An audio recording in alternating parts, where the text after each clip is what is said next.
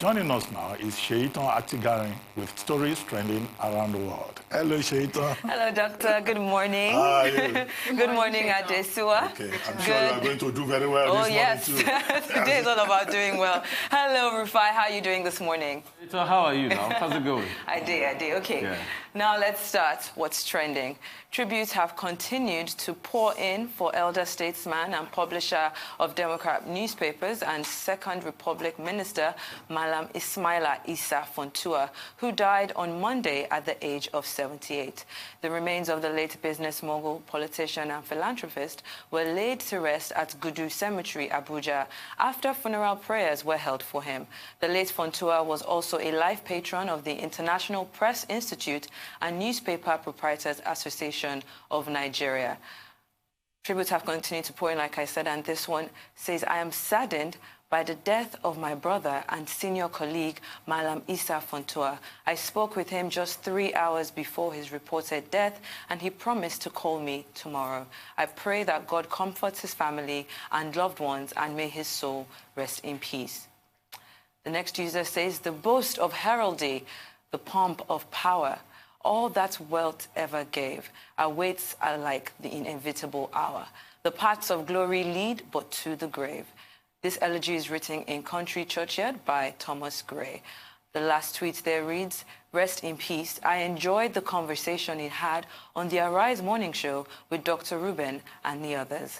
Well, we did cover this yesterday live, and, you know, it just shows how much of an impact that he had in Nigeria. So many tributes, so many people saying fantastic things about him. Even the chairman of Arise News was there, Mr. Prince Nduka Obaigbena, live in person. Well, I mean, yesterday we, tried to pay tribute to him, and we also commented. And if you see the flow of tributes, you will see that the tributes indicate indeed the scope of his enormous impact, his reputation as a bridge breeder, and the various constituencies that he related with, from government to media to business to industry. And despite the fact that we're still in the season of COVID-19, when people are taking precautions, look at the large number, that turned out physically to pay him his last respects. Well, death is the most certain destiny of all living things. Every good thing at one point or the other, every living being at one point or the other will pass away. Our prayer is that, God should console his family and grant him, peaceful repose. And I must say that I'm particularly impressed by the fact that the media, which is his original constituency, turned out in large numbers. I've read all the tributes from the Nigerian Guild of Editors, the Nigerian Union of Journalists, and even the Institute of Journalism, where he was at a point the chairman of the board. And I saw that also the Newspaper Proprietors Association of Nigeria was well represented. So it's a major loss for Nigeria and for all the persons who knew him, because he was a very genial, unassuming, very decent, person. Yes. But as I said, he will be greatly missed. May he so rest in peace. The late gentleman, Mr. Funtua, meant different things to different people. And yesterday on another network, I watched some journalists who were irate about the fact that most newspapers yesterday that carried the news of the death, associated him only as an ally of the president. They were vexed that, those newspapers didn't do justice to the fact that he was a champion for press freedom. The press should have seen him, and those headlines should have captured him as that, and not just as an ally of the president. So he will be truly missed. Yeah, he was more than an ally of the president. Yes, he definitely was. He led the process for Nigeria to host the International Press Institute in Abuja, and Nigeria did very well. He was also founder and first managing director of a newspaper that helped to breed, many journalists, to produce many journalists in this country. Yes. So, those are colleagues. They're very right that, his importance should be properly located. Yes. What about you, Rufai? And it's really very important that we pay that tribute. Apart from that, he was also a man in the vanguard of fighting for freedom and the rights of Nigeria. I mean, we can't forget his efforts. I mean, he talked about those efforts in the interview he last had here on The Rise about, you know, the June 12th struggle, his role, and what he did as regards that. So we cannot forget that. And also talking about the man, we cannot forget what he has done, you know, for various industries and sectors, the engineering sector, the textile industry, creating lots and lots of jobs. He's a great man. He'll be greatly missed. But I like to quote a lot of John Donne in this by saying, you know, it just shows us that debt is something we'll all, you know, it's a debt we all owe at some point in our life. I mean, I think it was John Donne that said, seek not to know who the bell tolls, for the bell tolls for thee. So it's Issa's Funtua's turn today. It will be our turn tomorrow. What legacies and what things will they say about us? I think John Donne further went ahead to say that the death of every man diminishes me because I'm human too, and that's what we should learn. But most importantly, we're talking about Issa Funtua's legacies today, those very enduring legacy for the journalist profession and in business in general, and being an elder statesman and a bridge builder in this country. A bridge builder, very detribalized Nigerian, I should say, cuts across all. Issa Funtua had friends across every possible ethnic group you can see in this country. You're very right, Rufai. But let's move on to our next story now. The Nigerian Senate on Tuesday asked the country's service chiefs to step aside as a result of rising insecurity in the country. The resolution of the upper legislative chamber followed a motion sponsored by Ali Ndume, a senator representing Borno South and the chairman of the Senate Committee on the Army. The lawmakers asked this joint committee on security to find out why over 200 army officers recently deserted the service. In his remarks, Senate President Ahmed Lawan said though the army was trying its best to secure the country, the effort was simply not enough. Reacting to this, Special Advisor on Media and Publicity to President Muhammadu Buhari, Femi Adesina, on his Twitter page, had this to say.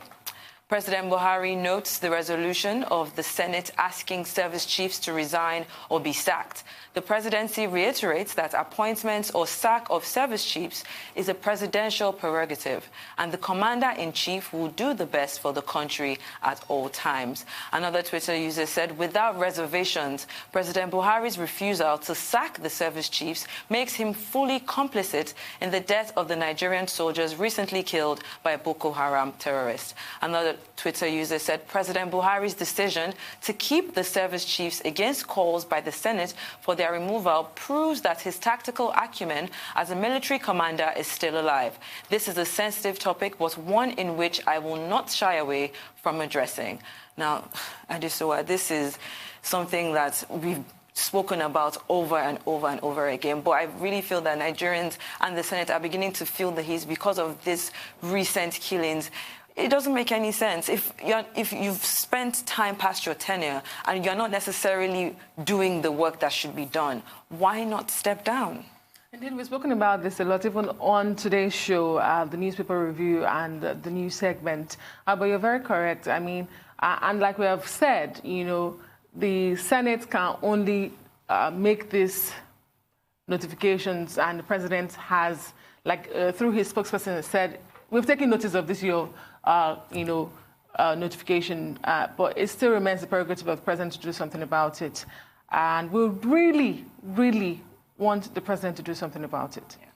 Well, I mean, we've commented at length on this. There is very little to add to comments already made on this subject, except to respond to your last point, Shaitan, which is that, if you are not delivering, why don't you step down? Yeah. Well, I mean, a lot of people have said that the service chiefs on their own tell the president that they are leaving. But, you know, that's not the way it goes in Nigeria. In other parts of the world, some people may just come to the realization that they are overwhelmed by the work and they will say we're leaving. But here in Nigeria, the perception is that if the commander-in-chief of the armed forces gives you an assignment, you don't go to your commander-in-chief and walk out on him. Okay, you keep that position at his pleasure. For as long as when he decides that he wants to change you, he will change you. I guess this is, a carryover from the military era. Yeah. But of course, you are right. Many Nigerians think you change personnel, you may get a better result. But we said earlier that it's not just about changing personnel. There are other issues, a cocktail of issues with regard to strategy, equipment, personnel, welfare, that will also have to be addressed. And I'm sure that the Commander-in-Chief and President of Nigeria also understands this. Rufai, if you can chime in quickly for us here. I mean, for me, what is really important to me is the safety and security of lives of Nigerians. As enshrined in the Constitution, I think it was Section 14 and of the Nigerian Constitution that talks about the government's role in the safety and security of lives of property. I mean, strategies and other things on our inner workings of the military and who's the service chief is not really of concern to me as far as we can get results. What are the results I'm looking for? I'm really looking for results in the Northeast region. I'm looking for results as regards totally decimating Boko Haram.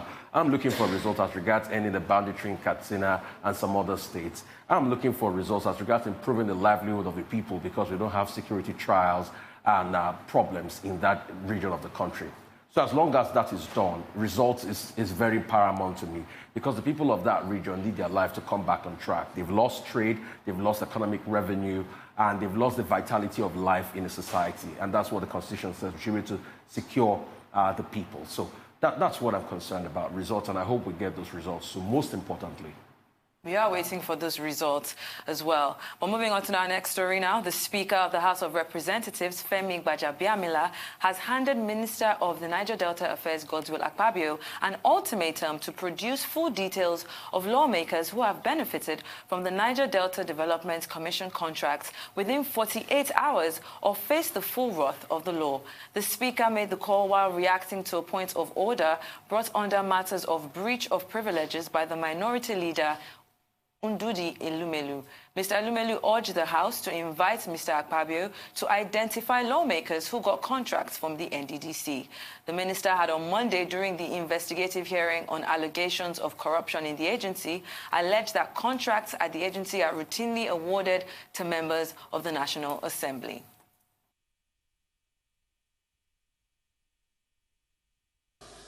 This is my 5th term here. I've never once collected anything from the National Assembly. And I know I speak for a great majority of members of this House. Great majority. And because of that, I will take this matter and this allegation and accusation very serious. And I will give the minister 24 to 48 hours. And Clark, I want you to back this up with a letter from this House to give the minister 24 to 48 hours to publish the names, the contracts so given, the dates, because obviously these things will be documented. Unveil the companies of the 60% projects that were given to members of the National Assembly, failing which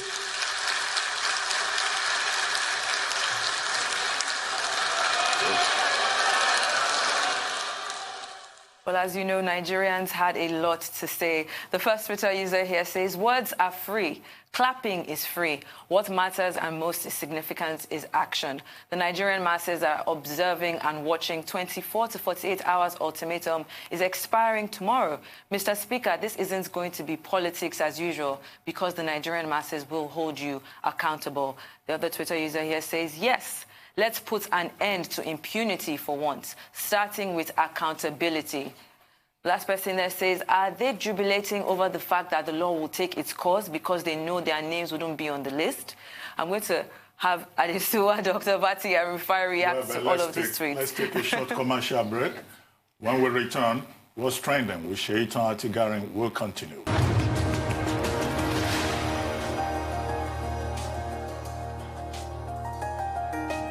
Welcome back to the morning show here on the Arise News channel. Still with us is Shaitan Atigarin with what's trending. Yes, I mean, before the break, we were talking about that video that we saw of, Femi Gbajabiamila saying that he has 48 hours. And some people are saying that, okay, well, this is something that they should have been able to provide immediately. Why is he giving them so much time? Some people are saying that why didn't everybody stand up to clap at the one sitting down? Do they have something to hide? What do you make of this? You just have to love Nigerians. They know how to make every situation count. this is not the first time allegations of contract scam or contract awarding will be leveled against lawmakers in Nigeria. Would it be the last? Only time will tell. But I think that the position of the House of Reps this time around is that we're tired of being the weeping boy. Everybody, is quick to point accusing fingers at us. Would this reaction by them be another flash in the pan, or would it be different? Only time will tell it again. But, like that Twitter user said, I'm curious as to why they all got up to be clapping. What was the applause all about? Anyway, again, see, first, we've commented on this earlier, but let me just add a few points. I think it's a very good thing that the sessions of the House of Representatives Committee on NDDC and that of the Senate Committee also on the NDDC are being televised. That shows, a certain level of openness on the part of the leadership of the National Assembly, because the investigation is not just being done it's not being done in camera, it's in the open view of all Nigerians. If they had refused, if they had not opted to put it out there publicly, many of us would not have become participants in the process. We would have been denied the opportunity of the encounter with Senator Akpabio, we would have been denied the drama of Karo Ujugbo walking out, or even that of Professor Ponde, engaging in a fainting spell. So I think that openness is important, and that perhaps it should be sustained, because you could then find a situation whereby the National Assembly could become jittery and then decide to take the thing off the full glare of television cameras. And the Nigerian people who are saying they want to know more and they have the right to know will have been shortchanged. That's one additional point. The second point to make is that, look, I think Femi Gbajabiamila is just bluffing. Why do you think so, Doctor? No, he's just bluffing. Because, he needs to save the face of his own colleagues and of the Assembly. So, it's just a tactical move that he has made. And that's why I said earlier that Senator Akpabio should refuse to be intimidated. We expect that, the NDDC will have the relevant records. The Minister of Niger Delta will have the records. He should make the information available, to the leadership of the National Assembly. Whether they will now go the step further and make it available to the Nigerian people is a different thing entirely. And then when the Speaker says he has given him a 24 or 48 hours ultimatum, or he will face the full wrath of the House of Reps. Now, I don't know what he means by that. Is he going to ask the police to arrest the man who was giving a testimony under privilege? Is he going to ask the president to fire him as Minister of Niger Delta Affairs? The House of Reps has no such powers. Okay? You did speak about defamation. Defamation, okay, are they going to take a class action suit against him? When he was invited to come and testify. So there are issues there, that are not as straightforward. Yeah. And he himself knows, I'm sure. But let's see how the drama plays out. But the openness that I talked about is what is important. Very important. Rufai, what do you think? We have till tomorrow to find out who these people are. First. You know what? If somebody is bluffing, you call their bluff.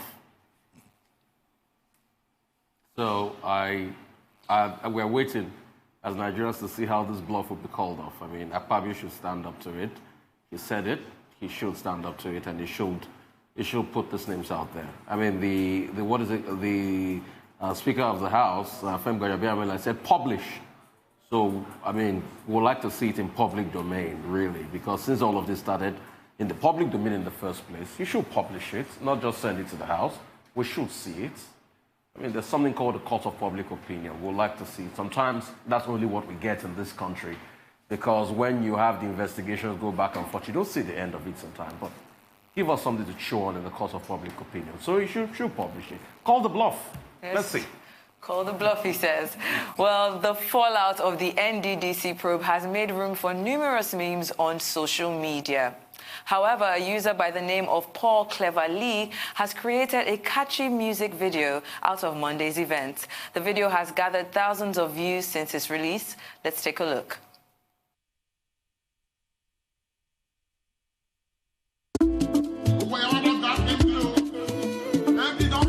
It's Paul Clever Lee on the beat.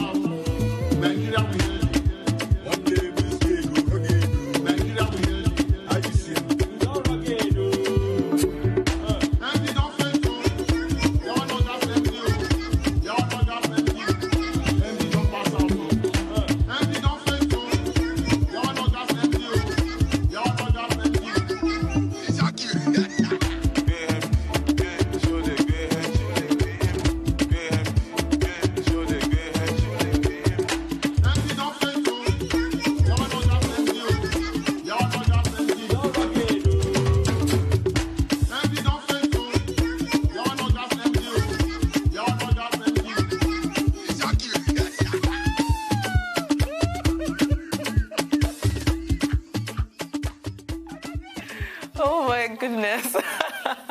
I watched that video. Actually dancing to that. I watched that video yesterday and I couldn't stop laughing. Nigerians are so creative and they were able to come up with this in less than, what, 24, 48 hours? How did we lose the position of being the happiest people in the world? Because, I mean, we make the best of every situation. It's, I think, what Fela referred to as suffering and smiling. So in the midst of all of this, we still find a way to laugh over it. Definitely. But the issues still remain.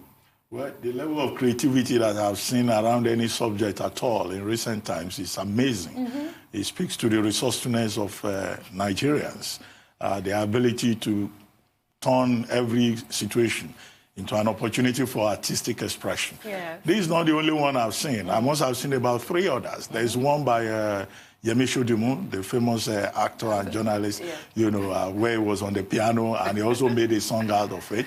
And a lot of people also doing videos imitating Professor Ponde. But, I mean, as light-hearted as many are making it, this is a very serious issue. It's about accountability, and we hope that Professor Ponde has recovered fully, because his health is also important. I mean, the idea is not to allow his blood pressure to go up, but just to get information from him. And I think that he should not be harassed on account of what transpired. Yes. Well, Rufai, unfortunately, I can't come to you on this story, but I think you're going to love my next because I know you love wildlife.